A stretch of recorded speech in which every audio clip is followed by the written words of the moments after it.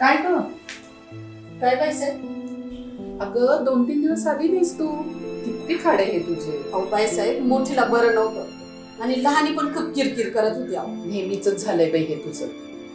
त्यांना शाळेत का नाही टाकत? हो, इथं 2 वेळचा खायचे वांदे बाईसाहेब. त्यांच्या शाळेची फी कुठून भरू हो? नवरा जन्मभर पुरं एवढं कर्ज करून गेलाय माझ्या. मी त्यांना कशी सांभाळते ना, माझं मलाच माहिती. बरं ठीक आहे, तू कर तुझं काम, बघूया काय करतात. हॅलो, मला चंदू भाऊंचं ऑफिस ना? हा, थोडं काम होतं, बोलायचं होतं.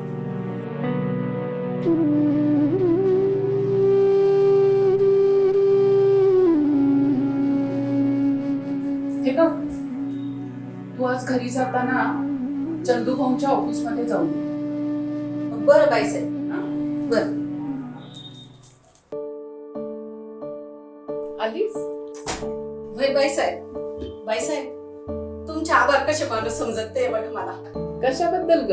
हो, काल चंदू भाऊच्या माणसाने माझ्याकडनं फॉर्म भरून घेतला. कसला?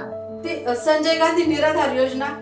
दर महिन्याला 1,500 रुपये मिळतील म्हटले. अरे वा.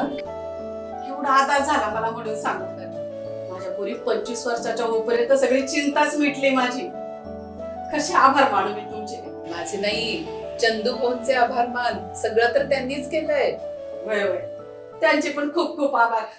चंदूभाऊ आमदार म्हणजे निराधार, गरीब आणि दीन दुबळ्यांचा खंबीर आधार. संजय गांधी निराधार पेन्शन योजना आणि इतर अनेक समाज कल्याण योजना घेऊन चंदूभाऊ नक्कीच येणार. येणार येणार आम्ही नक्कीच येणार.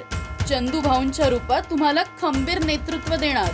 चंदूभाऊ आमदार, नेतृत्व आहे दमदार.